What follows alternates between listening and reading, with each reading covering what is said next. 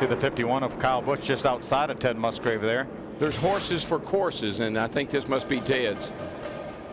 Keep an eye on that 51 truck. About to get underway with the second race of the 2008 season for the NASCAR Craftsman Truck Series here on Fox. DW, I'd like to hand it off to you as we get ready for the green flag. Most exciting part of the race. The start. Boogity, boogity, boogity. Let's go trucking, boys.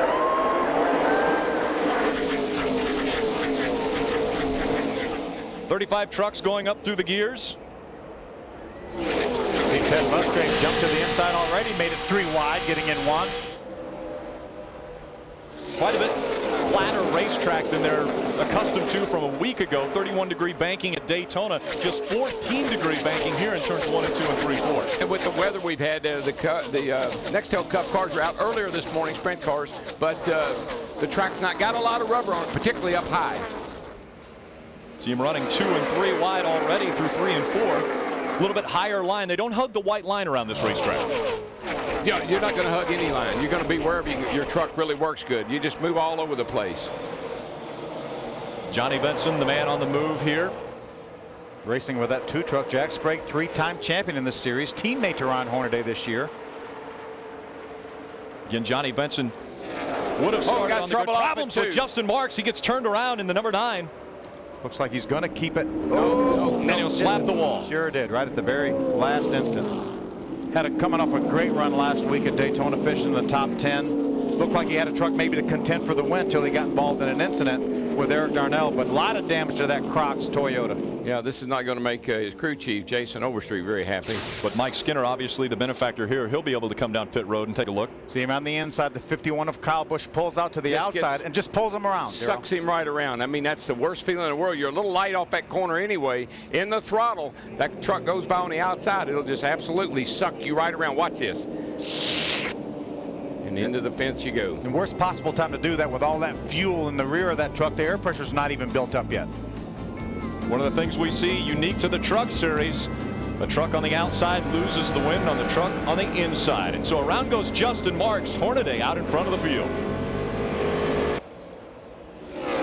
See Todd move up on the racetrack a little bit. Maybe he can get a little bit more grip up there. Didn't look like it worked that corner.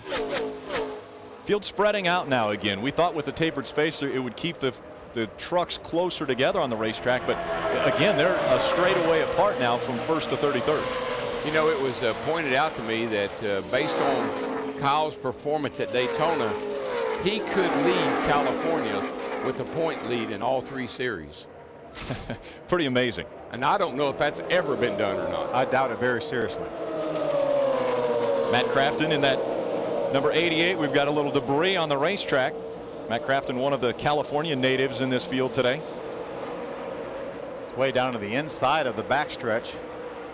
Not sure if the NASCAR officials are going to think that may be it could be in Kyle Busch's line when he goes to pass everyone. That's right. When he makes it 4 wide. Yeah. Again, that debris just on the entrance of turn 3. He doesn't make it any wider than he has to. May have had a problem with Ron Hornaday hitting some of the debris. We take a look back. Yes, sir. Sure enough. It looks like that didn't look like a real serious piece. It looked like almost part of a splitter, which we know how tough that thing is. It's bouncing off everything out there. Yeah, several trucks look like they ran into that piece. There it is. There's Mike Skinner running over it right there, and that's what put it to the inside of the racetrack where it stayed for a couple laps, and then NASCAR decided to throw the caution flag. Looks like a piece of that carbon fiber kind of stuff that was flying all over the place. Rick says he saw that replay. Didn't like the way that looked. Rick Wren, is he not a piece of work? Unbelievable. Doesn't matter where he goes, whichever kind of car or truck he's working on, he gets it done. Yep. Amazingly enough, I mean, the Toyotas look to be dominating right here, but Ron Hornaday staying right up there in the pack. Yeah, and you got he's the only one because there's 6 Toyotas at the front right now, so they're flying along here pretty good. There's the 09. He's hanging in there pretty good. That's Travis Quapple that replaced Joey Clanton in that truck. And you know what? Somebody might say, well, why'd they do that? Sometime a race team goes back to a veteran driver like Travis to be sure they're on track, to be sure they haven't gotten their equipment off, that they're as good as they think they are. And maybe they'll plug him back in later. And Travis drove for the Roush Fenway organization last year in the 6 truck. So they know Travis. Travis knows this organization. So it's a good way to evaluate where they are as a race team. There's Eric Darnell, another member of the Roush Fenway team.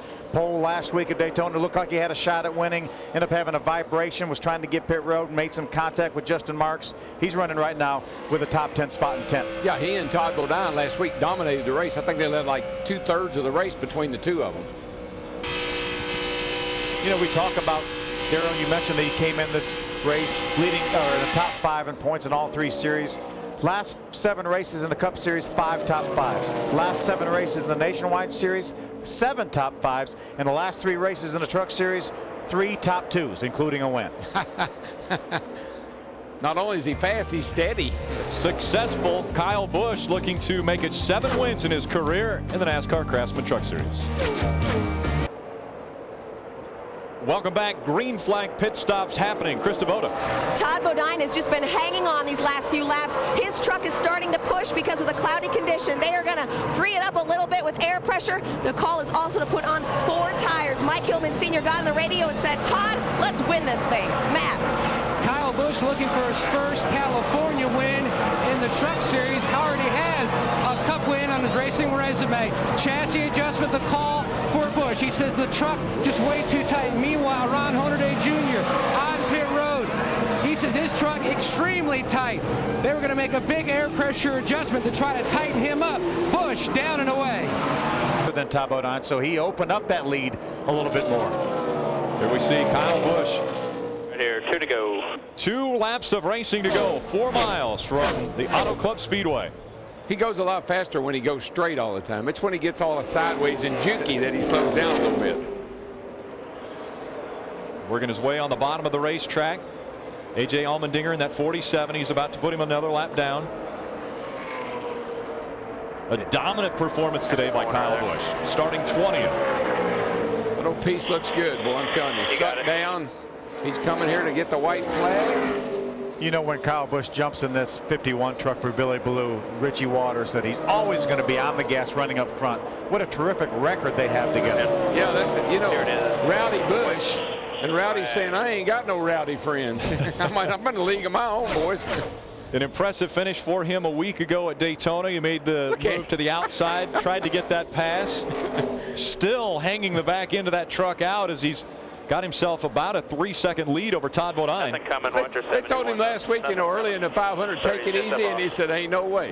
Doesn't know how to. Kyle Busch, so strong in whatever vehicle he gets into.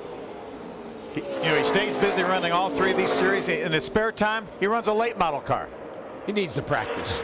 A lot of seat time, and another checkered flag is going to fly for the 51 with Kyle Busch behind the wheel, winning the San Bernardino County 200. Dadgum, good job right there, boys. Guys, great truck. Great truck. Started back in the 20th spot. Was running 6 at the end of, what, 8 or 10 laps here? He told us he didn't think starting back in the 20th spot was going to hamper his efforts much, and he didn't. It didn't.